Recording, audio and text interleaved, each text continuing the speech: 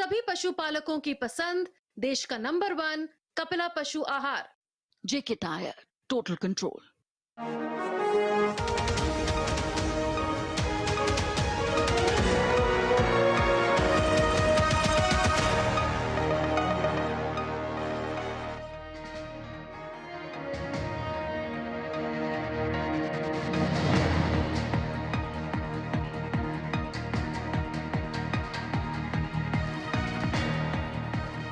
नमस्कार, मैं हूं सुधीर चौधरी और डीकोड में आपका स्वागत है। तो आइए आज की खबरों को आपके लिए डीकोड करते हैं।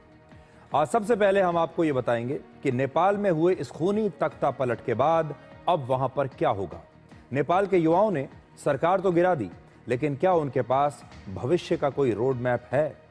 नई खबरों के मुताबिक नेपाल की पूर्व चीफ जस्टिस सुशीला कार्की युवा प्रदर्शनकारियों की तरफ से अंतरिम प्रधानमंत्री बन सकती है। लेकिन आज पूरे दिन इस बात की भी चर्चा रही कि क्या युवाओं का यह आंदोलन किसी तीसरी शक्ति ने हाईजैक कर लिया है।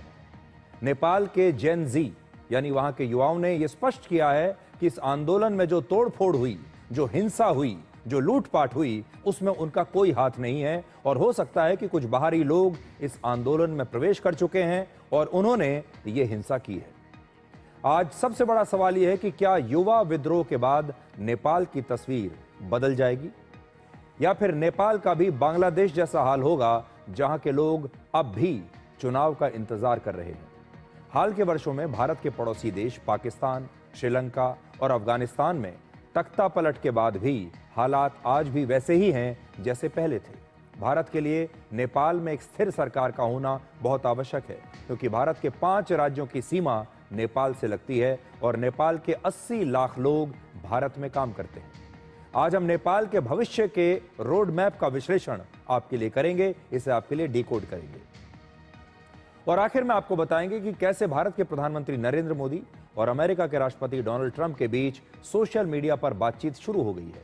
दोनों नेताओं ने भारत और अमेरिका के बीच मजबूत व्यापारिक रिश्तों पर भरोसा जताया है और अब माना जा रहा है कि जल्द ही टैरिफ वॉर का हल निकल सकता है और आज इसे भी हम आपके लिए डिकोड करेंगे।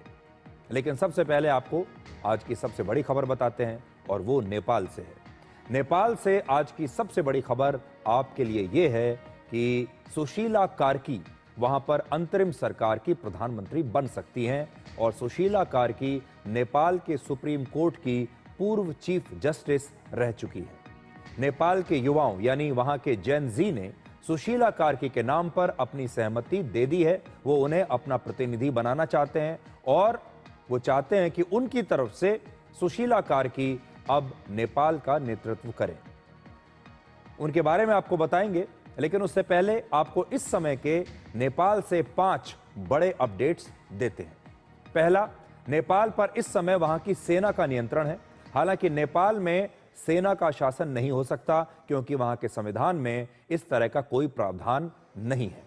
दूसरा, आज नेपाल के आर्मी चीफ के साथ नेपाल के युवाओं की लगभग 5 घंटे तक एक बैठक हुई, जिसमें नेपाल के पूर्व राजा ज्ञानेंद्र शाह के प्रतिनिधि और वहां की राष्ट्रीय स्वतंत्र पार्टी के लोग भी शामिल हुए और इस मुलाकात में जस्टिस सुशीला कार्की के नाम का प्रस्ताव रखा गया और हैरान करने वाली बात यह है कि इस नाम पर सभी पक्ष तुरंत सहमत भी हो गए। अब ये जो राष्ट्रीय स्वतंत्र पार्टी है, इससे पहले पूर्व प्रधानमंत्री पुष्प कमल दहल प्रचंड की सरकार में यह पार्टी शामिल हो चुकी है। और तीसरा अपडेट आपके लिए यह है कि काठमांडू एयरपोर्ट आज से दोबारा शुरू हो चुका है। ये अब ऑपरेशनल हो गया है और आंदोलन के बाद कल इस एयरपोर्ट को बंद कर दिया गया था। चौथा, नेपाल की सेना ने आंदोलन करने वाले युवाओं से लूटे गए हथियारों और गोला बारूद को वापस करने की अपील की है। कल बहुत सारे प्रदर्शनकारियों ने कई जगहों पर सुरक्षा बलों के हथियार लूट लिए थे। नेपाल के कुछ इलाकों में आज भी लूटपाट हुई है। और पांचवा अपडेट ये कि नेपाल से भारत के 5 राज्यों की सीमा लगती है और भारत और नेपाल सीमा पर अब सुरक्षा बढ़ा दी गई है। कल आपने नोट किया होगा कि नेपाल से लगातार खबरें आ रही थीं, वीडियोस आ रहे थे, सोशल मीडिया पर इतनी सारी चीजें नेपाल से आ रही थी। लेकिन आज नेपाल से खबरें आनी बहुत कम हो गई हैं। कल हिंसा के दौरान वहां से लगातार खबरें आ रही थीं, वीडियोज आ रहे थे, पर अब अचानक इसमें काफी कमी आ गई है। लेकिन आज नेपाल से कुछ बहुत ही हैरान करने वाली तस्वीरें आई हैं। नेपाल में सेना ने आंदोलन करने वालों की भीड़ से वहां के पुलिस वालों को बचाने के लिए हेलीकॉप्टर से पुलिस के जवानों को एयरलिफ्ट किया। नेपाल पुलिस के जवान जिस इमारत में फंसे हुए थे उसे भीड़ ने घेर लिया था और इनके पास वहां से बाहर निकलने का कोई रास्ता नहीं बचा था, और तब नेपाल की सेना ने उस इमारत की छत से इन पुलिस वालों को हेलीकॉप्टर के जरिए बचाया। यहां पर आप तस्वीर देखिए।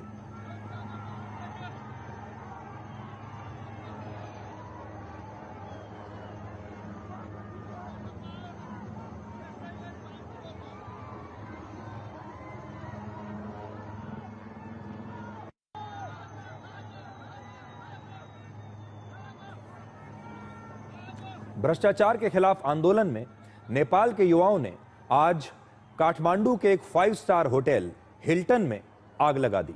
ये कल की बात है जब इसे आग लगा दी गई थी, और इसे नेपाल के सबसे शानदार और नए होटल्स में गिना जाता है। पिछले साल जुलाई 2024 में ही इस होटल की शुरुआत हुई थी और सिर्फ 1 साल के अंदर ही 176 कमरों वाला ये 5 स्टार होटल हिंसा की आग में जलकर नष्ट हो गया। ये तस्वीरें देखिए। आज की जो सबसे चर्चित तस्वीर है वो यही है जिसमें काठमांडू का ये हिल्टन होटल अब बिल्कुल जलकर नष्ट हो चुका है। खुद नेपाल के लोग इस वीडियो को पोस्ट करके लिख रहे हैं कि इन तस्वीरों को देखने के बाद अब दुनिया की कोई भी बड़ी मल्टीनेशनल कंपनी नेपाल में अपना कोई होटल बनाने से पहले 100 बार सोचेगी। नेपाल में अपना पैसा लगाने से पहले, निवेश करने से पहले 100 बार सोचेगी। अब आप देखिए नेपाल के लोग और नेपाल के जो प्रदर्शनकारी हैं कैसे अपना ही नुकसान कर रहे हैं। इस होटल से न जाने नेपाल के कितने लोगों को रोजगार मिलता है, और उसी होटल को आज इन्होंने जला दिया। आज बड़ा सवाल यह भी है कि इस होटल का राजनीति से क्या संबंध था, इस होटल का सरकार से क्या संबंध था, इस होटल को क्यों नष्ट किया गया जलाकर, यह एक बड़ा सवाल है। तो इससे आपको यह भी पता चलेगा कि जब भीड़ काबू से बाहर हो जाती है तो फिर वो कुछ सोच समझकर फैसला नहीं लेती। नेपाल में लगभग 12% लोग टूरिज्म पर सीधे तौर पर निर्भर हैं। वहां नौकरियों का करीब 15% हिस्सा टूरिज्म के सेक्टर से आता है, और ऐसे हालात में हिल्टन होटल की ये तस्वीरें नेपाल के लिए एक बहुत ही नेगेटिव पब्लिसिटी है। नेपाल में प्रधानमंत्री के दफ्तर में कल प्रदर्शनकारियों ने आग लगा दी थी, और इस पूरे कॉम्प्लेक्स को सिंह दरबार कहा जाता है, जिसे 122 वर्ष पहले वर्ष 1903 में बनाया गया था। इसमें 1700 कमरे हैं। यहां पर प्रधानमंत्री का दफ्तर है, और नेपाल में और जो दूसरे कैबिनेट मंत्री हैं और बहुत सारे जो मंत्रालय हैं उनके दफ्तर भी इसी बिल्डिंग में हैं। और कल यहां पर आग लगा दी गई, और नेपाल के मीडिया के मुताबिक यह लगभग 19 घंटे तक यह कॉम्प्लेक्स ऐसे ही जलता रहा।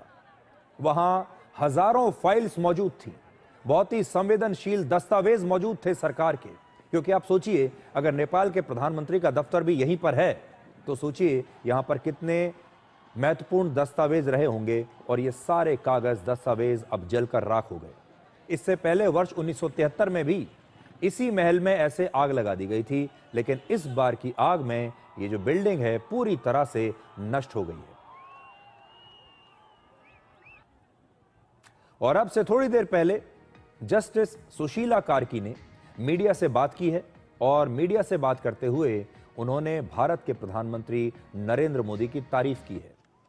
और एक और बड़ी खबर वहां से यह आ रही है कि जब लोगों से बात की जा रही है तो लोग ये कहते हैं कि काश नेपाल में भी मोदी जैसा कोई प्रधानमंत्री होता। लोगों की यह बड़ी इच्छा है कि नेपाल में भी प्रधानमंत्री मोदी जैसी कोई सरकार चले। नेपाल के लोगों को अब यह एहसास हो रहा है कि अगर उनके यहां मोदी जैसा कोई प्रधानमंत्री होता तो उनके देश में भी वैसा ही विकास देखने को मिलता जैसा कि भारत में देखने को मिलता है। और विकास ही नहीं होता बल्कि राजनीतिक स्थिरता भी उनके देश में रहती। अब आपको जस्टिस सुशीला कार्की के बारे में बताते हैं, क्योंकि वो अगली अंतरिम प्रधानमंत्री बन सकती है। उनकी उम्र है 73 वर्ष, 73 ईयर्स, और वो नेपाल के सुप्रीम कोर्ट की पहली महिला मुख्य न्यायाधीश रह चुकी हैं। वर्ष 2016 से 2017 तक वो नेपाल की मुख्य न्यायाधीश रही, चीफ जस्टिस रही, और चीफ जस्टिस रहते हुए उन्होंने भ्रष्टाचार के कई मामलों में बहुत कड़ी कार्रवाई की थी और उन्हें भ्रष्टाचार का विरोध करने वाला एक चेहरा माना जाता है। और ये जो पूरा आंदोलन चल रहा है ये भी भ्रष्टाचार के विरोध में है।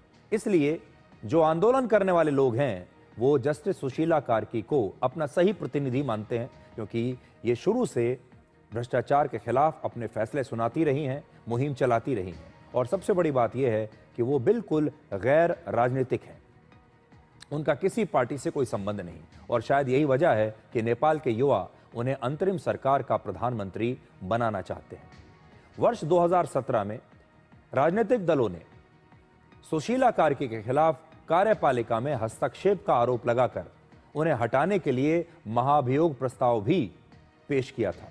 हालांकि तब भी सुशीला कार्की के साथ नेपाल में इतने लोगों का समर्थन था कि इन तमाम पार्टियों को अपना यह प्रस्ताव वापस लेना पड़ा था।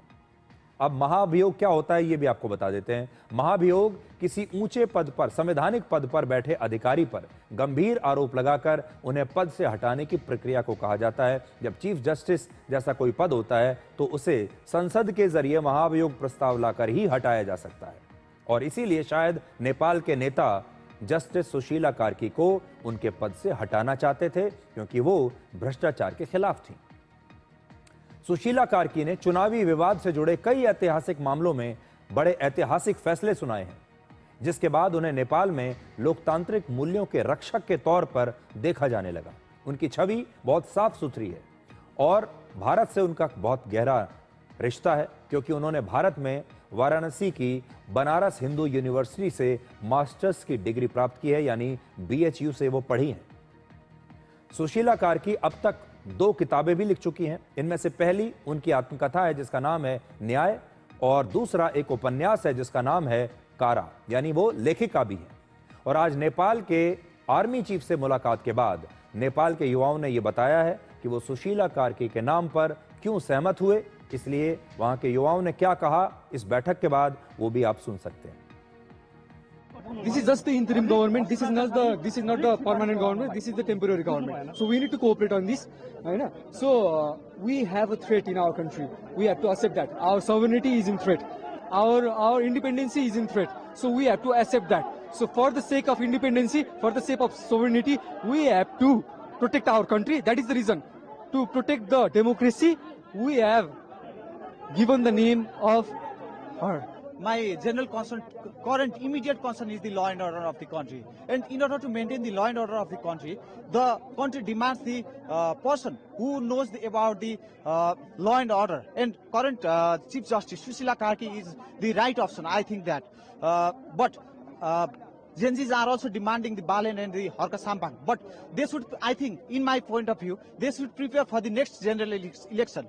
For that, they should not focus on maintaining the law and order, but they should prepare for anything big. अब नेपाल में आज एक और आरोप की बड़ी चर्चा रही। वहां पर यह आरोप लग रहे हैं कि युवाओं ने 8 सितंबर को सिर्फ एक दिन का आंदोलन किया था सोशल मीडिया के खिलाफ। यह आंदोलन सिर्फ एक दिन का था क्योंकि नेपाल की सरकार ने सोशल मीडिया पर प्रतिबंध लगा दिया था।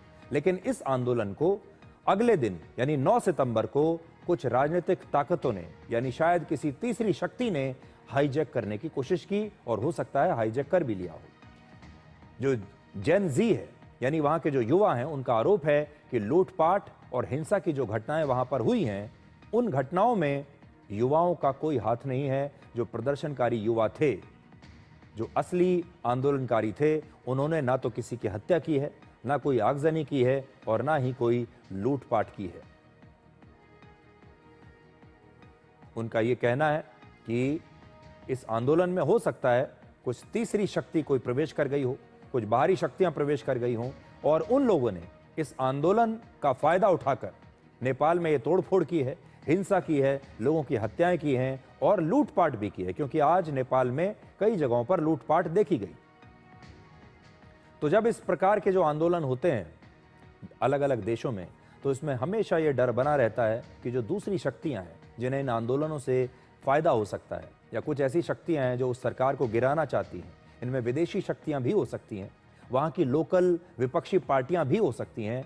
वो हमेशा इस प्रकार के आंदोलनों का फ़ायदा उठाती हैं, और जो युवा होते हैं वो भोले भाले युवा होते हैं यूनिवर्सिटी के ही, और जो छात्र होते हैं वो आंदोलन तो करते हैं सरकार को गिराने के लिए, लेकिन अक्सर उनके पास ना तो अनुभव होता है और ना ही आगे का रोड मैप होता है। और कई बार इस तरह के जो आंदोलन हैं वो शुरू तो किए जाते हैं छात्रों द्वारा, युवाओं द्वारा, लेकिन बाद में ये आंदोलन हाईजैक हो जाते हैं और इन युवाओं के गुस्से का फ़ायदा कुछ दूसरी पार्टियां उठा लेती हैं, दूसरी शक्तियां उठा लेती हैं और फिर उस देश को पूरी तरह से अस्थिर कर देती हैं। अब पूरी दुनिया ये जानना चाहती है कि नेपाल में आगे क्या होगा। ये सरकार तो गिर गई, तख्ता पलट हो गया, लेकिन अब इसके बाद क्या? क्योंकि भविष्य का रोड मैप बनाया जाना अभी बाकी है, और यह भी संभव है कि अंतरिम सरकार बनने के बाद फिर वो सरकार ये फैसला करेगी कि नेपाल की राजनीति में क्या वाकई कोई रीसेट किया जाएगा। क्या नेपाल की राजनीति, नेपाल की व्यवस्था, नेपाल का प्रशासन हमेशा के लिए बदल जाएगा? क्या उस पर रीसेट बटन दबा दिया जाएगा और फिर से नए सिरे से नेपाल का पुनर्निर्माण किया जाएगा? क्योंकि यह आंदोलन इसी बात के लिए हुआ है। हालांकि नेपाल को बांग्लादेश जैसी स्थिति से भी बचना होगा। तो आज हम आपको यह बताना चाहते हैं कि भारत के आसपास बहुत सारे पड़ोसी देश ऐसे हैं जहां पर वैसे ही आंदोलन हुए हैं जैसा कि इस बार नेपाल में हुआ है, और सबसे ताजा उदाहरण है बांग्लादेश का। तो जरा देखिए बांग्लादेश में क्या हुआ। बांग्लादेश में पिछले साल अगस्त 2024 में ऐसे ही तख्ता पलट हुआ।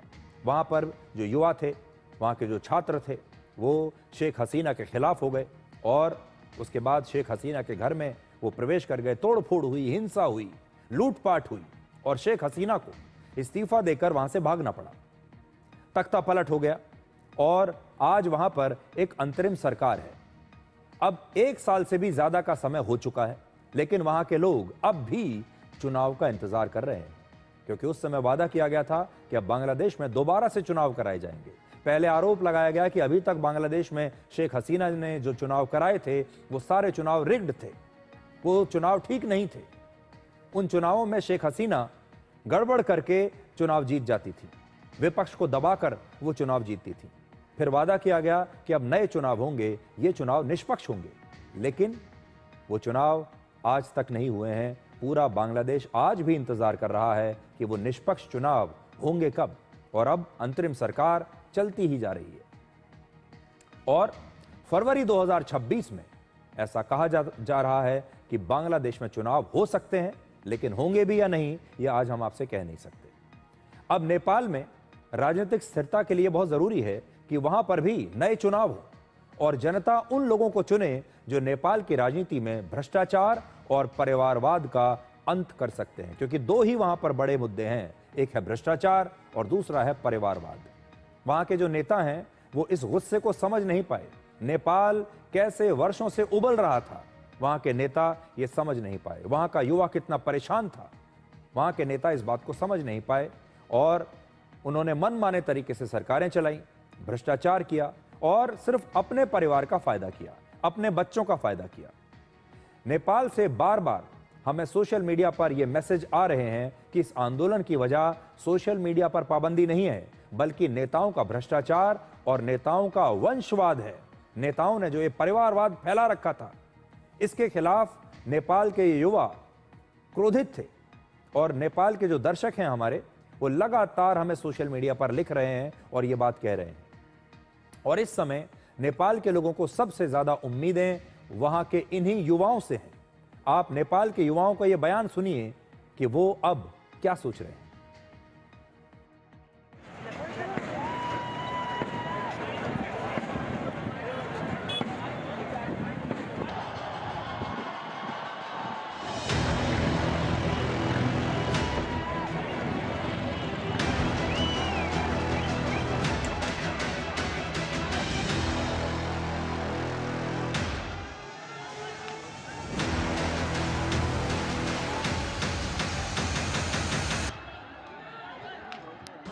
Congratulations guys है सबैजनालाई। नेपाल सरकार ढलिसकेको छ। The youth has won the protest won over the country. The future is ours. हामीले गरेर सबैजना मिलेर हामीले गरेर हामीले सक्यौँ हैन. I really want to thank every one of you Hahn. We are still safe here.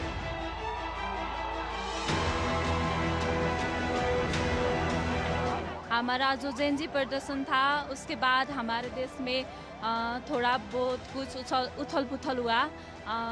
देखिए आप लोग भी देख सकते हैं हम जेएनजी सब जो प्रदर्शन में उतरे थे तो आज सर सफाई में उतरे हैं. हमारा देश अब हम बनाएंगे इसीलिए हम सब मिलके बनाएंगे. सो हम आज सर सफाई में उतर आए हैं. हमारे को रेगुलेशन चाहिए नहीं, हमारे को इस करप्शन से छुटकारा चाहिए. कुछ नया चाहिए हमको, नहीं नया यूथ चाहिए हमको, इसलिए कर रहे थे. सारे नेता को तो हमने पकड़ लिया हमने. शेर बहादुर देवबा उसका पत्नी का आरजू देवबा उसका भी सबका घर सर सब जला दिया. नहीं वो केपी ओली भाग गया हमारा देश का प्रधानमंत्री.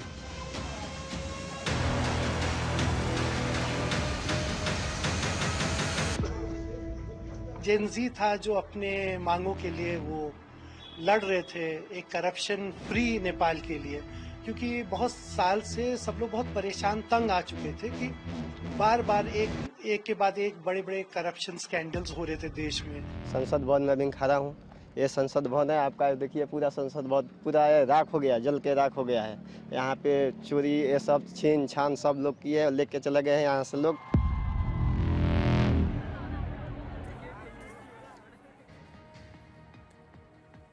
अब आपको हम ये दिखाते हैं कि जिन देशों में पहले आंदोलन हुआ या क्रांति हुई और इस क्रांति के बाद तख्ता पलट हुआ, क्या वहां पर स्थितियां बदली हैं, वहां पर आज क्या स्थिति है.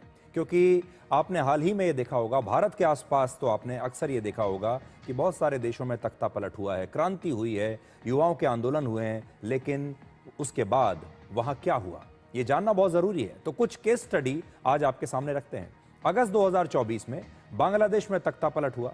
वहां की टेक्सटाइल इंडस्ट्री में करीब 40 लाख लोग काम करते हैं और पिछले एक साल में इस उद्योग को 3,500 करोड़ रुपए का नुकसान हो चुका है और वहां पर बहुत सारी फैक्ट्रीज बंद हो गई हैं.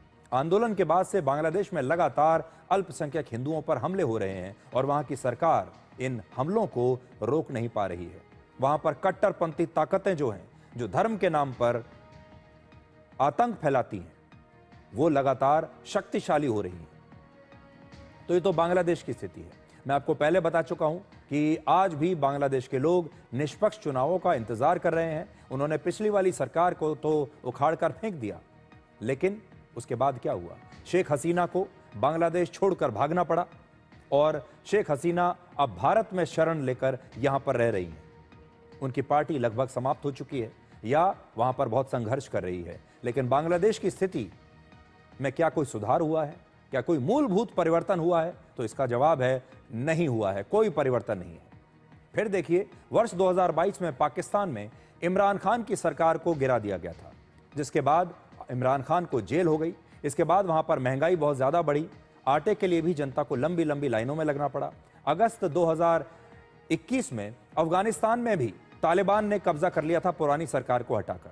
तालिबान का शासन शुरू होते ही वहां पर महिलाओं से पढ़ने लिखने और बाहर जाकर नौकरी करने के अधिकार छीन लिए गए. तो अफगानिस्तान की स्थिति भी आज आप देख सकते हैं. बांग्लादेश की स्थिति आपको दिखा दी. अब ये बात हम इसलिए कर रहे हैं कि क्या नेपाल में भी ऐसा होगा? हम नेपाल के शुभचिंतक हैं, नेपाल के युवाओं के साथ हैं और हम उन्हें यह बताना चाहते हैं कि वो बिल्कुल मत करिएगा जो बांग्लादेश में हुआ. ऐसा मत होने दीजिएगा जैसा अफगानिस्तान में हुआ. वर्ष 2011 में, थोड़ा पीछे आपको ले जाता हूं, अरब स्प्रिंग्स के बाद लीबिया में तख्ता पलट हुआ था. तब वहां पर तानाशाह गद्दाफी का शासन था और पिछले 14 वर्षों में लीबिया की अर्थव्यवस्था में बहुत बड़ी गिरावट आई है. इस देश में सत्ता के कई केंद्र बन गए. गद्दाफी को तो हटा दिया.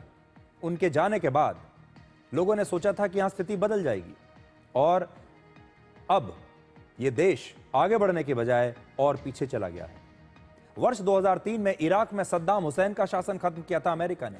इसके बाद इराक के बड़े इलाके पर आतंकवादी संगठन ISIS ने कब्जा कर लिया और वर्षों तक वहां पर गृह युद्ध चलता रहा, जिससे इराक में भी बेरोजगारी और गरीबी बहुत ज्यादा बढ़ गई है. इसका मतलब है कि तख्ता पलट के बाद हालत बेहतर होने की बजाय और खराब हुए हैं इन देशों में.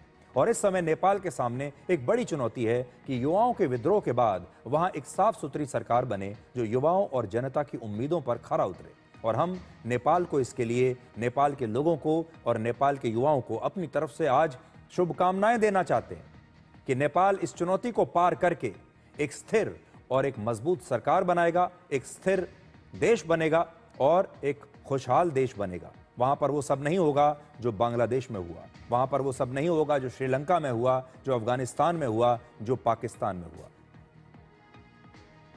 नेपाल से पहले ऐसे ही आंदोलनों की वजह से तख्ता पलट करके कई देशों में वहां के नेताओं को हटा दिया गया या फिर वो देश छोड़कर भाग गए। देखिए, अगस्त 2024 में छात्र आंदोलन के बाद बांग्लादेश की प्रधानमंत्री शेख हसीना ने इस्तीफा देकर भारत में शरण ली, जिसके बाद बांग्लादेश में उनकी पार्टी अवामी लीग पर प्रतिबंध लगा दिया गया। इस समय शेख हसीना भारत में ही हैं। उनके खिलाफ बांग्लादेश में 30 से ज्यादा गंभीर मुकदमे चल रहे हैं और एक केस में उन्हें 6 महीने की सजा भी हो चुकी है। बांग्लादेश की अंतरिम सरकार कई बार भारत से उनके प्रत्यर्पण की मांग कर चुकी है। मई 2023 में पाकिस्तान के पूर्व प्रधानमंत्री इमरान खान को भ्रष्टाचार के मामले में गिरफ्तार किया गया था, उनकी सरकार को गिरा दिया गया था। इसके बाद पूरे पाकिस्तान में हिंसक विरोध प्रदर्शन हुए। रावलपिंडी में सेना के मुख्यालय पर हमला तक हुआ।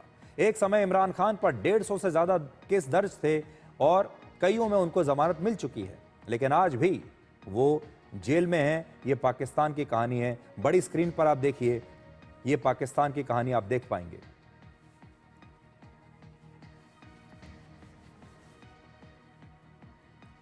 अब आपको श्रीलंका की कहानी सुनाते हैं। श्रीलंका में जुलाई 2022 में जनता के आंदोलन और आर्थिक संकट के बीच राष्ट्रपति गोटाबाया राजपक्षे देश छोड़कर बाहर भाग गए। पहले मालदीव्स गए, फिर सिंगापुर गए। देश छोड़कर जाने के लगभग 2 महीने के बाद ही वो वापस श्रीलंका लौट आए हैं, अब वहीं पर हैं। गोटाबाया राजपक्षे और उनके भाइयों पर भ्रष्टाचार के कई आरोप हैं, हालांकि अब तक किसी भी मामले में उन्हें कोई सजा नहीं हुई। अब वो श्रीलंका में ही हैं। श्रीलंका में क्या बदलाव आए हैं ये कोई नहीं जानता। 15 अगस्त 2021 को अफगानिस्तान की राजधानी काबुल पर तालिबान ने ऐसे ही कब्जा कर लिया था, जिसके बाद वहां के राष्ट्रपति अशरफ गनी देश छोड़कर पहले तजिकिस्तान गए और बाद में यूएई में उन्हें शरण मिल गई और इस समय वो अबू धाबी में है और उनके खिलाफ अफगानिस्तान में कोई केस तो दर्ज नहीं हुआ, लेकिन उन्हें भागना पड़ा। सितंबर 2024 में सीरिया के राष्ट्रपति बशर अल असद ने 13 वर्षों के गृह युद्ध के बाद अपना देश छोड़कर अपने परिवार के साथ अब रशिया में शरण ले ली है और इस समय वो रशिया में ही है। और सीरिया की क्या स्थिति है आप सब जानते हैं। इस समय बशर अल असद अपने परिवार के साथ रशिया में रहते हैं, सीरिया को वो छोड़ चुके हैं।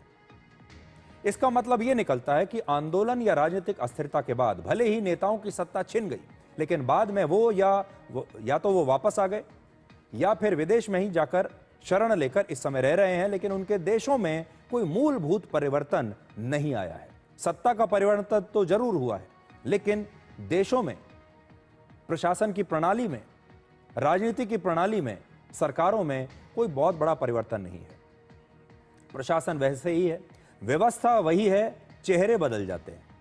नेपाल में तख्ता पलट के लिए युवाओं के विद्रोह के बाद जो सबसे बड़ी बात सामने आती है वो ये कि आज के डिजिटल युग में किसी भी आंदोलन की कामयाबी के लिए 2 बातें आवश्यक हैं। पहला, जमीन पर जनता का समर्थन, जो कि नेपाल में भी देखने को मिलता है, बांग्लादेश में भी मिला, श्रीलंका में भी देखने को मिला, लेकिन उससे भी जो बड़ी बात है वो है सोशल मीडिया पर सपोर्ट। यानी जब तक किसी भी विद्रोह को सोशल मीडिया पर, इंटरनेट पर उसके एल्गोरिथम का सहारा नहीं मिलता, तब तक वो आंदोलन आज के हालात में सफल नहीं हो सकता।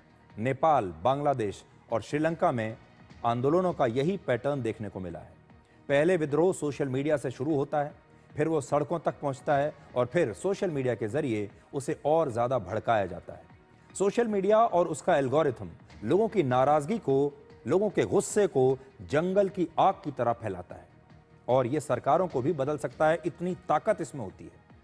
नेपाल में सोशल मीडिया पर पिछले कई हफ्तों से भ्रष्टाचार और वहां के नेताओं के परिवारों की ऐशो आराम वाली जिंदगियां, उन पर जो पोस्ट बन रही थी वो शेयर हो रहे थे। लगातार सोशल मीडिया इस तरह के पोस्ट से भरा हुआ था और सोशल मीडिया का जो एल्गोरिथम है वो इस तरह के पोस्ट को, इस तरह के सेंटिमेंट्स को प्रमोट करता है। ऐसे में नेपाल सरकार ने जैसे ही सोशल मीडिया प्लेटफॉर्म्स पर बैन लगाया, इस फैसले से विद्रोह और ज्यादा भड़क गया और ऐसा ही श्रीलंका और बांग्लादेश में भी हुआ। इस तरह के विद्रोह सबके लिए एक सबक जैसे हैं। और सबक क्या है? सबक यह है कि हमें कभी भी सोशल मीडिया प्लेटफॉर्म्स के एल्गोरिथम को अपने भविष्य की दिशा तय करने की इजाजत नहीं देनी चाहिए, क्योंकि अगर हमने ऐसा किया तो ये दुनिया की बड़ी बड़ी जो टेक कंपनियां हैं, जो सोशल मीडिया प्लेटफॉर्म्स को चलाती हैं, ये जब चाहे किसी भी देश में तख्ता पलट करा देंगी, क्योंकि ये अपना एल्गोरिथम इस तरह का बनाती हैं कि जब भी आप सरकार के खिलाफ आवाज उठाएंगे, जब भी आप किसी एक खास विषय के बारे में लिखेंगे, तब उसे ये प्रमोट करते हैं ताकि पूरे देश में वैसे ही सेंटिमेंट्स चले, वैसे ही ट्रेंड चले, वही हैशटैग ज्यादा वायरल हो जाए और उसके बाद ये जो सेंटिमेंट होता है ये आग की तरह फैलता है और फिर लोगों को लगता है कि उनके आसपास यही सब हो रहा है। इसलिए हर देश को इस सोशल मीडिया के एल्गोरिथम से सावधान रहने की आवश्यकता है। आज नेपाल को लेकर भारत में भी सुप्रीम कोर्ट ने एक बड़ी महत्वपूर्ण टिप्पणी की है। सुप्रीम कोर्ट में प्रेसिडेंशियल रेफरेंस पर सुनवाई के दौरान चीफ जस्टिस ऑफ इंडिया ने नेपाल में विद्रोह का जिक्र किया। उन्होंने कहा कि हमें अपने संविधान पर गर्व है और आज जरा देखिए कि हमारे पड़ोसी देशों में क्या हाल है। नेपाल में भी हमने यही देखा। उनकी टिप्पणी पर जस्टिस विक्रमनाथ ने भी इस पर सहमति जताते हुए कहा कि बांग्लादेश में भी हालात ऐसे ही खराब हैं। इसलिए हमारा सुप्रीम कोर्ट भी आज आपसे यही कह रहा है कि देखिए हमारे पड़ोसी देश बांग्लादेश में क्या हो रहा है, नेपाल में क्या हो रहा है। और इसीलिए कहते हैं कि किसी भी देश में राजनीतिक स्थिरता और एक मजबूत नेतृत्व, एक मजबूत नेता होना कितना आवश्यक है। अब नेपाल के बाद आपको एक और देश लेकर चलते हैं और उस देश का नाम है फ्रांस। वहां पर भी सरकार के खिलाफ सड़कों पर कुछ ऐसे ही विरोध प्रदर्शन शुरू हो गए हैं। इन तस्वीरों में आप देख पाएंगे कि 1 लाख से ज्यादा लोग फ्रांस की सड़कों पर प्रदर्शन कर रहे हैं और ये प्रदर्शनकारी फ्रांस के बजट में कटौती का विरोध कर रहे हैं और फ्रांस के राष्ट्रपति इमैनुअल मैक्रों के इस्तीफे की मांग कर रहे हैं। फ्रांस की राजधानी पेरिस सहित करीब 30 से भी ज्यादा स्थानों पर यह विरोध प्रदर्शन हुए हैं और पेरिस में प्रदर्शनकारियों ने टायर और डस्टबिन्स में आग लगाकर सड़कों को और हाईवेज को ब्लॉक करने की कोशिश की, जिसके बाद पुलिस ने आंसू गैस के गोले छोड़कर इस भीड़ को हटाने की वहां से कोशिश की है। और इन प्रदर्शनकारियों ने काफी आगजनी वहां पर की है, जैसा कि आप तस्वीरों में देख सकते हैं। और मैक्रों की सरकार के विरोध में फ्रांस में ब्लॉक एवरीथिंग नाम से यह आंदोलन चल रहा है। इसका मतलब है कि सब चीजों को ब्लॉक कर दो। इस आंदोलन की शुरुआत सोशल मीडिया प्लेटफॉर्म से ही हुई है, सोशल मीडिया से ही शुरू हुई और अब यह आंदोलन फ्रांस की सड़कों तक पहुंच चुका है। और ये सारे प्रदर्शनकारी अपने हाथों में बैनर लेकर प्रदर्शन कर रहे हैं। उस पर लिखा है कि मैक्रों को रिजाइन कर देना चाहिए, मैक्रों के इस्तीफे की मांग कर रहे हैं। इस आंदोलन को रोकने के लिए 80,000 से ज्यादा पुलिसकर्मियों को तैनात किया गया और अब तक 250 से ज्यादा प्रदर्शनकारियों को गिरफ्तार भी किया गया है। अब देखिए ये हो क्यों रहा है। बजट में कटौती के साथ साथ ये लोग राष्ट्रपति मैक्रों और उनके काम करने की शैली का भी विरोध कर रहे हैं। फ्रांस में बार बार प्रधानमंत्री बदलने से भी लोग नाराज हैं। वहां पिछले लगभग 1 साल में 4 प्रधानमंत्री बदल चुके हैं। अब इन प्रदर्शनकारियों का कहना है कि मैक्रों को भी जाना होगा और उन्हें अब अपनी सत्ता छोड़नी होगी। इस बात को लेकर यह प्रदर्शन चल रहा है।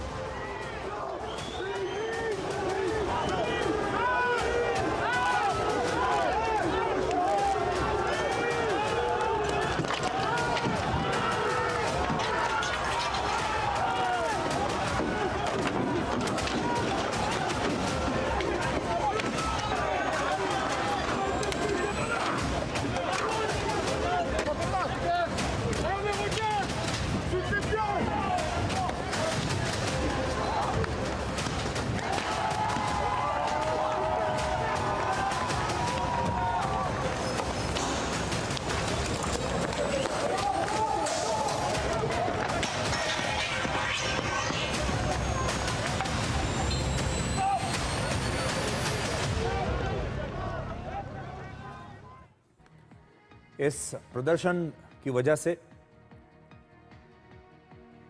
फ्रांस में लंबे लंबे ट्रैफिक जैम लग गए हैं, जैसा हमने अभी आपको दिखाया। और सबसे बड़ी बात जो है वो फ्रांस के लिए जो चुनौती है वो ये है कि वो कैसे अपने कर्ज को कम कर सकता है, क्योंकि फ्रांस कर्जे में डूबा हुआ है। फ्रांस पर इस समय 340 लाख करोड़ रुपए का कर्ज है।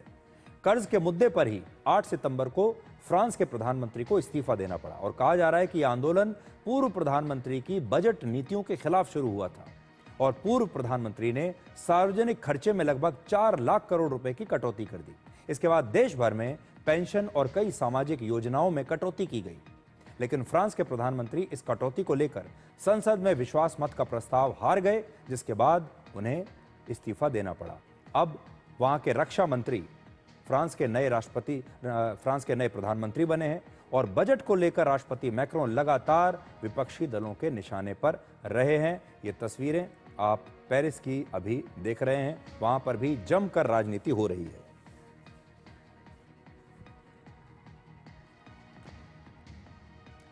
फ्रांस की आर्थिक स्थिति जो है इस समय अच्छी नहीं है, इसलिए वहां बेहद सख्त फैसले सरकार को लेने पड़ रहे हैं।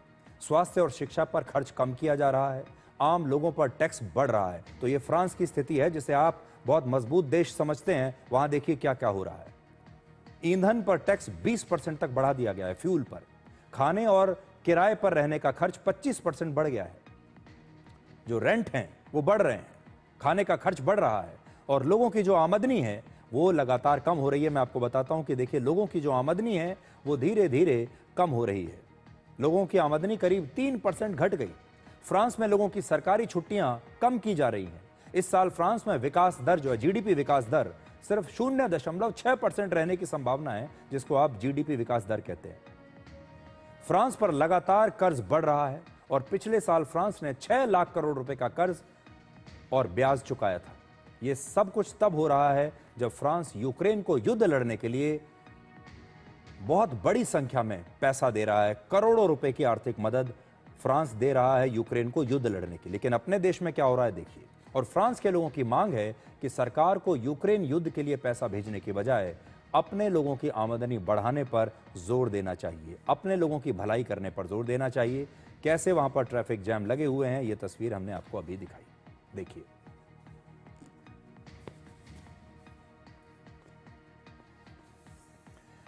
आज की एक और बहुत बड़ी घटना है। नेपाल और फ्रांस में विद्रोह के बाद अब आपको हम भारत और अमेरिका से जुड़ी एक बहुत बड़ी अंतर्राष्ट्रीय खबर दिखाते हैं। भारत और अमेरिका के बीच टैरिफ विवाद की बर्फ अब पिघलने लगी है और अब सोशल मीडिया पर ही सही, लेकिन प्रधानमंत्री नरेंद्र मोदी और अमेरिका के राष्ट्रपति डोनाल्ड ट्रंप के बीच बातचीत शुरू हो गई है। हालांकि अभी ये बातचीत सिर्फ सोशल मीडिया पर चल रही है। दोनों देशों के बीच टैरिफ विवाद को सुलझाने के लिए अभी सरकारी अधिकारियों के बीच बातचीत हो रही है और राष्ट्रपति ट्रंप ने आज इसकी जानकारी अपने social media platform truth social पर दी। उन्होंने एक पोस्ट लिखा जिसमें प्रधानमंत्री नरेंद्र मोदी ने भी इसके जवाब में ट्रंप के पोस्ट को रीपोस्ट करके इसका जवाब दिया है। ट्रंप ने आज लिखा कि दोनों देशों के बीच व्यापारिक गतिरोध को दूर करने के लिए बातचीत चल रही है। भारत और अमेरिका के बीच व्यापारिक समझौता होने की उम्मीद है, ये ट्रंप लिख रहे हैं। देखिए, मैं उनका पोस्ट लेकर आया हूं। I am pleased to announce that India and the United States of America are continuing negotiations to address the trade barriers between our two nations. I look forward to speaking with my very good friend Prime Minister Modi in the upcoming weeks। इस पर आपको ध्यान देना होगा। वो कह रहे हैं कि आने वाले कुछ हफ्तों में मैं अपने बहुत ही अच्छे मित्र प्राइम मिनिस्टर मोदी से बात करने का इंतजार कर रहा हूं। And I feel certain that there will be no difficulty in coming to a successful conclusion for both of our great countries। आप देखिए ट्रंप की इस भाषा में कितना बड़ा अंतर आया है और अब ऐसा लगता है कि ट्रंप धीरे धीरे वापस भारत की तरफ झुक रहे हैं, वापस संबंध ठीक हो रहे हैं, क्योंकि आज उनका ये लिखना कि प्रधानमंत्री मोदी मेरे बहुत ही अच्छे दोस्त हैं, माय वेरी गुड फ्रेंड, और मैं उनसे बात करने का इंतजार कर रहा हूं, ये बहुत ही महत्वपूर्ण है। और अब वो ये भी कहते हैं कि मुझे लगता है कि दोनों महान देशों के बीच समझौता होने में कोई परेशानी नहीं होगी। ये कितनी बड़ी बात डोनाल्ड ट्रंप ने सोशल मीडिया पर लिख दी है। देखिए, दो बड़े देशों के बीच जब बर्फ पिघलती है तो कई बार सोशल मीडिया का कितना रोल रहता है उसमें। अब इसके जवाब में भारत के प्रधानमंत्री नरेंद्र मोदी लिखते हैं, India and the US are close friends and natural partners. I am confident that our trade negotiations will pave the way for unlocking the limitless potential of the India-US partnership. Our teams are working to conclude these discussions at the earliest. I am also looking forward to speaking with President Trump. तो प्रधानमंत्री मोदी भी ये कह रहे हैं कि मैं भी राष्ट्रपति ट्रंप से बात करने के लिए बहुत उत्सुक हूं, इंतजार कर रहा हूं और हम दोनों मिलकर काम करेंगे दोनों देशों के लोगों के हितों के लिए। अब बताइए, इससे ज्यादा और क्या होगा? ये एक तरीके से बहुत शुभ संकेत है कि अमेरिका के राष्ट्रपति डोनाल्ड ट्रंप सोशल मीडिया पर आकर इस तरह की बातें लिख रहे हैं जो कि भारत के लिए बहुत पॉजिटिव है, और प्रधानमंत्री मोदी के साथ अपनी दोस्ती की बात कर रहे हैं। और प्रधानमंत्री मोदी ने भी वापस से रेसिप्रोकेट किया है, मतलब उसका जवाब दिया है उसी भाषा में। तो इससे ऐसा लगता है कि आने वाले दिनों में यह विवाद बहुत जल्द सुलझ जाएगा। याद कीजिए, आज से 41 दिन पहले 31 जुलाई को ट्रंप ने भारत को एक डेड इकोनॉमी कहा था, मरी हुई इकोनॉमी। लेकिन अब ट्रंप, वही ट्रंप, उसी भारत की तारीफ कर रहे हैं, उसे महान देश बता रहे हैं। ये कैसे हुआ? इसकी कई वजहें हैं। पहली तो ये कि भारत और अमेरिका के बीच जब से ये टैरिफ वॉर शुरू हुआ है, भारत ने और प्रधानमंत्री मोदी ने, भारत सरकार ने राष्ट्रपति ट्रंप पर एक भी व्यक्तिगत हमला नहीं किया है।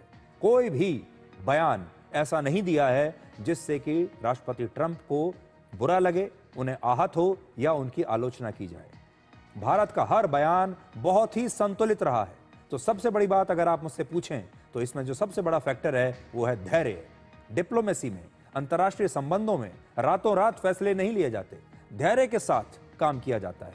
टैरिफ वॉर को प्रधानमंत्री मोदी ने बहुत ही धैर्य के साथ सुलझाने की कोशिश की है। उन्होंने अपने देश की क्षमता और कूटनीति पर पूरा भरोसा किया है, समझौता नहीं किया लेकिन धैर्य से काम लिया।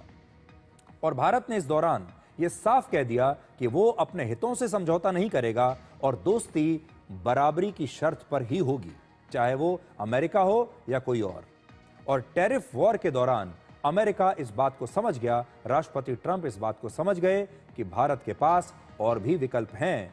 भारत सिर्फ अमेरिका के टैरिफ के भरोसे नहीं बैठा है, भारत बहुत कुछ अपने स्तर पर भी कर सकता है। पूरी दुनिया भारत के लिए खुली हुई है, पूरी दुनिया के बाजार भारत के लिए खुले हुए हैं। और टैरिफ विवाद के दौरान ही भारत ने 3 बड़े अहम फैसले किए जिससे अमेरिका पर दबाव और बढ़ा। देखिए, पहला फैसला तो ये कि एससीओ समिट में भाग लेने के लिए प्रधानमंत्री नरेंद्र मोदी चीन चले गए। और आपको याद होगा, चीन जाकर उनकी जो तस्वीर है वहां के राष्ट्रपति शी जिनपिंग के साथ, और एक और तस्वीर थी जिसमें राष्ट्रपति व्लादिमीर पुतिन, राष्ट्रपति शी जिनपिंग और प्रधानमंत्री मोदी एक साथ नजर आ रहे हैं। और ये तस्वीर पूरी दुनिया ने देखी और इस तस्वीर को देखने के बाद जरूर राष्ट्रपति ट्रंप पर एक दबाव पड़ा होगा और उन्हें यह समझ में आया होगा कि भारत के पास और भी विकल्प हैं। और भी बहुत बड़े बड़े देश ऐसे हैं जो भारत को अपनी टीम में अपने साथ रखना चाहते हैं। आज दुनिया का हर बड़ा नेता यह चाहता है कि प्रधानमंत्री मोदी उनके साथ खड़े हुए नजर आए। दूसरा, भारत ने रशिया के साथ कच्चा तेल खरीदना जारी रखा, दबाव में नहीं आया। अमेरिका ने कहा कच्चा तेल खरीदना बंद कर दो रशिया से, भारत ने कहा नहीं करेंगे, हम खरीदते रहेंगे। तो यह दबाव अमेरिका का चला नहीं।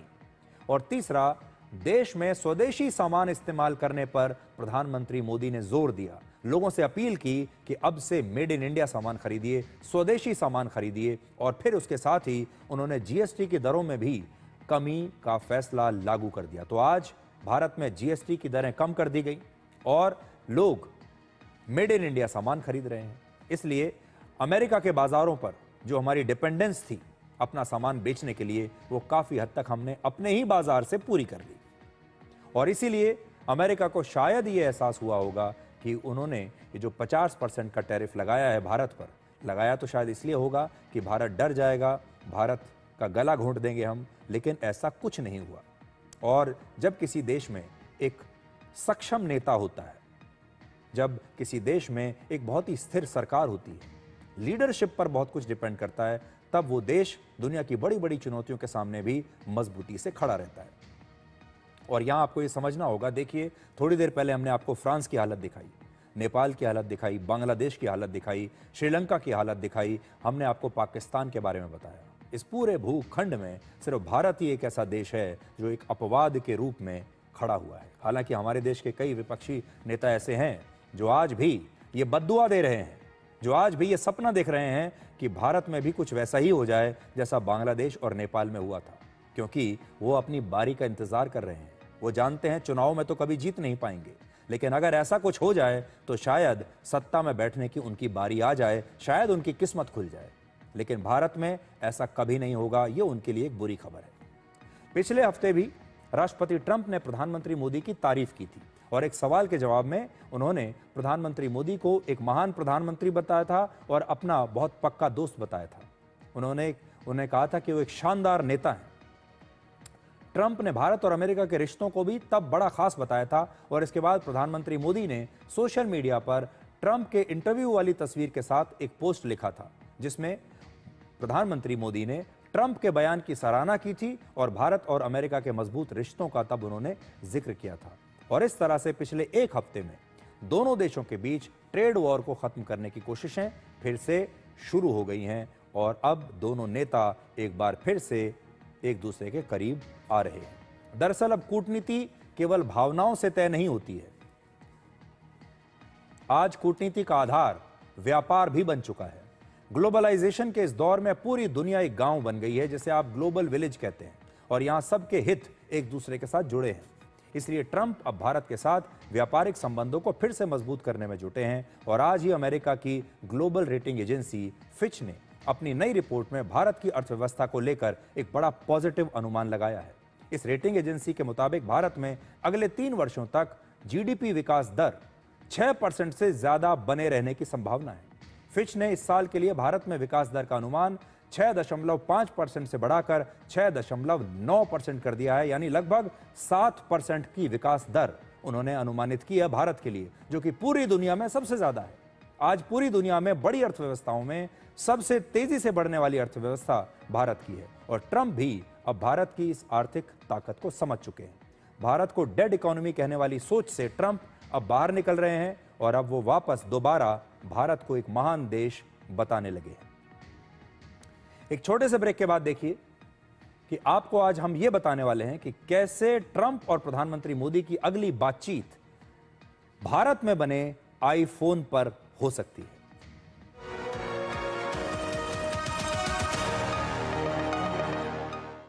कौन है जो जोड़े देश को? विकसित भारत का विकसित वायर। जब हिंदुस्तान मिले हिंदुस्तान से, जय हो विजय हो, राग हो प्रवाह हो, देश हो विदेश हो, जेके हो। Visit your nearest JK Tyre Steel Wheel store today. 4-5 दिनों से तेज बुखार है। सिर, शरीर के जोड़ों और आंखों के पीछे दर्द भी हो रहा है। शरीर पर लाल चट्टे भी हैं। ये डेंगू के लक्षण है। डेंगू? डरिए मत, डेंगू एक साधारण वायरल बुखार है। उपयुक्त इलाज व तरल पदार्थ लेने पर घर पर ही ठीक हो जाता है। बहुत कम मामलों में बुखार के उतरने के बाद भी रक्तस्राव या बीपी कम होने पर अस्पताल में भर्ती होने की जरूरत होती है। डेंगू के लक्षण देखते ही डॉक्टर से मिलें, खून की जांच करवाएं और डेंगू से बचें। मैडम, राजमा चुटकी में पकेगा। अच्छा, लिख के दीजिएगा। लिख के तो बेस्ट चावल खुल के खिलेगा। लिख के दे दो। क्या मैडम? आशीर्वाद आटा फुल्का ऐसे फूलेगा कि आप फूले नहीं समाएंगी। ये खुद लिख के दे रहे हैं, स्कैन कीजिए। क्वालिटी सर्टिफिकेट, 100% आटा, 0% मैदा, 40 से भी ज्यादा टेस्ट, गेहूं पे रोटी औरों से ज्यादा नरम। आशीर्वाद आटा, क्वालिटी का वादा। लिख के ले लो। कौन है जो जोड़े देश को? विकसित भारत का विकसित वायर।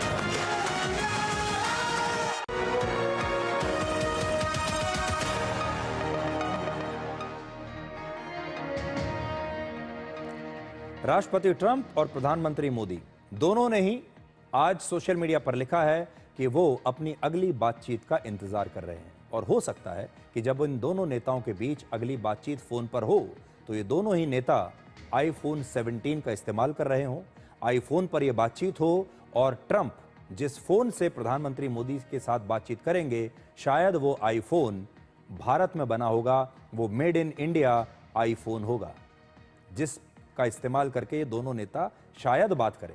क्योंकि सबसे बड़ी खबर आज की ये है कि एप्पल ने कल जिस आईफोन 17 को पूरी दुनिया में लॉन्च किया है उसे भारत में आईफोन की सबसे बड़ी फैक्ट्री में बनाया जा रहा है।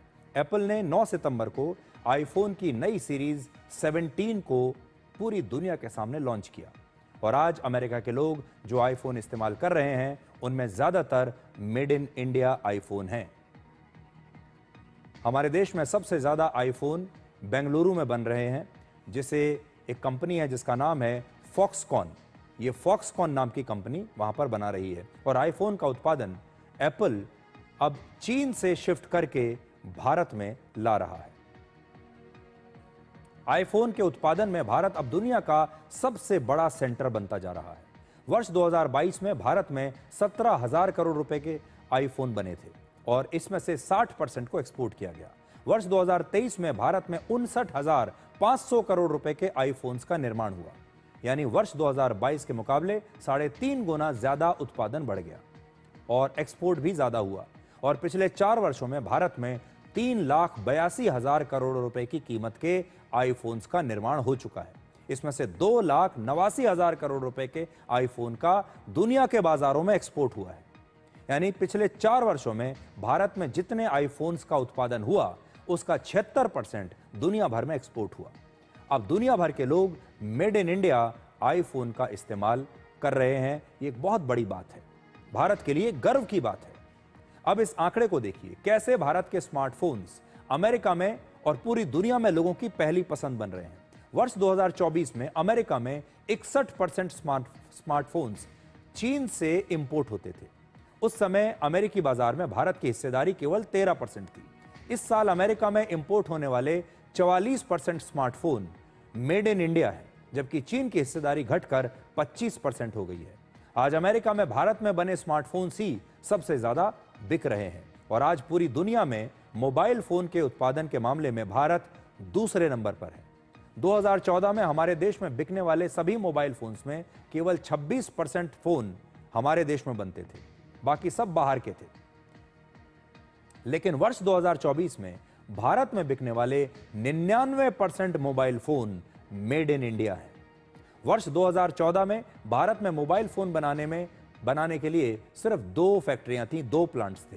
आज 300 से ज्यादा ऐसे मैन्युफैक्चरिंग प्लांट्स हैं जहां पर मोबाइल फोन बनते हैं। 2014 में भारत ने 1,566 करोड़ रुपए के मोबाइल फोन्स का एक्सपोर्ट किया था, सिर्फ 1,500 करोड़ रुपए समझ लीजिए, जबकि 2023 में 1,20,000 करोड़ रुपए के मोबाइल फोन्स का एक्सपोर्ट भारत ने किया है। सोचिए, कहां 1,500 करोड़ और कहां 1,20,000 करोड़, यानी 9 वर्षों में मोबाइल फोन्स का एक्सपोर्ट 77 गुना बढ़ चुका है।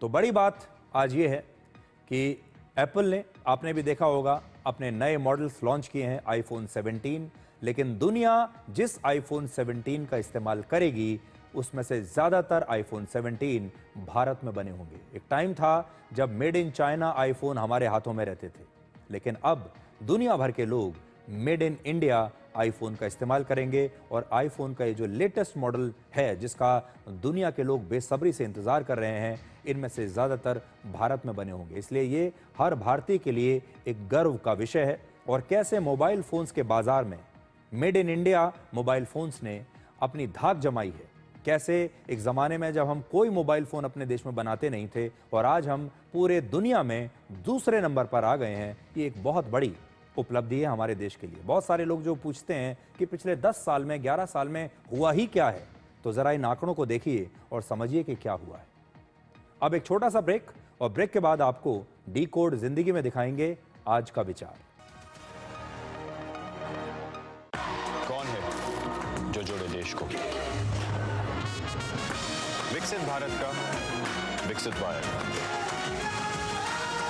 गोल्डी मसाले के 100 ग्राम के स्पेशल पैक्स में फ्रेशनेस लॉक है। ऐसे गोल्डी मसाले जहां जाए रिश्ते बनाए। इस घर में अंडे देने से हमें कोई नहीं रोक सकता। मैं रोक सकता हूँ। तुम्हें पता नहीं हमें एडीज मच्छर जो फैलाते हैं डेंगू और चिकनगुनिया। मास्टर जी ने स्कूल में डेंगू मच्छर से बचने की सारी जानकारी दी है। अच्छा बच्चों, हमें चैलेंज जगह तो जरूर मिलेगी। नहीं मिलेगी, नहीं मिलेगी। यहाँ तो पूरी इंतजाम है। डेंगू की रोकथाम के लिए कूलरों के पानी को हर हफ्ते बदलें। बाल्टी और टंकियों को अच्छी तरह से ढक कर रखें। पूरी आस्तीन के कपड़े पहने। मच्छर भगाने वाली क्रीम, कॉइल और अगरबत्ती का इस्तेमाल करें। डेंगू से लड़े मतलब डेंगू से बचे।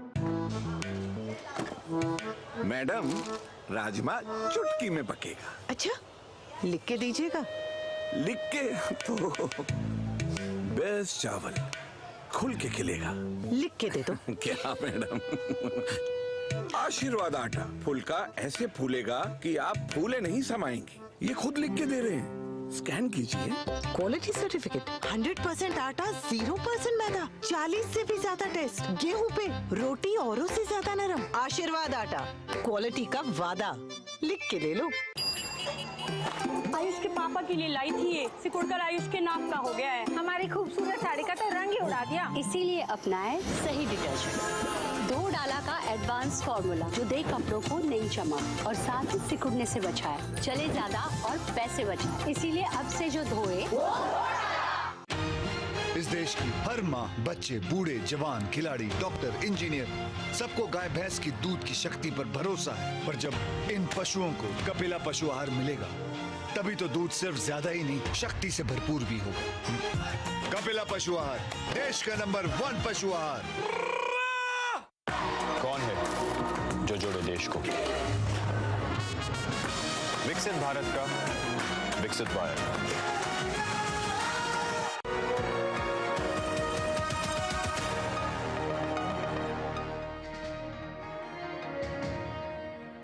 तो आज के लिए डिकोड में इतना ही। अब आपसे हमारी अगली मुलाकात होगी कल रात 9 बजे। तब तक आप खुश रहिए, सुरक्षित रहिए, स्वस्थ रहिए। और इंसान घर बदलता है, लिबास बदलता है, रिश्ते बदलता है, दोस्त बदलता है, लेकिन फिर भी परेशान रहता है क्योंकि वो खुद को नहीं बदलता। नमस्कार।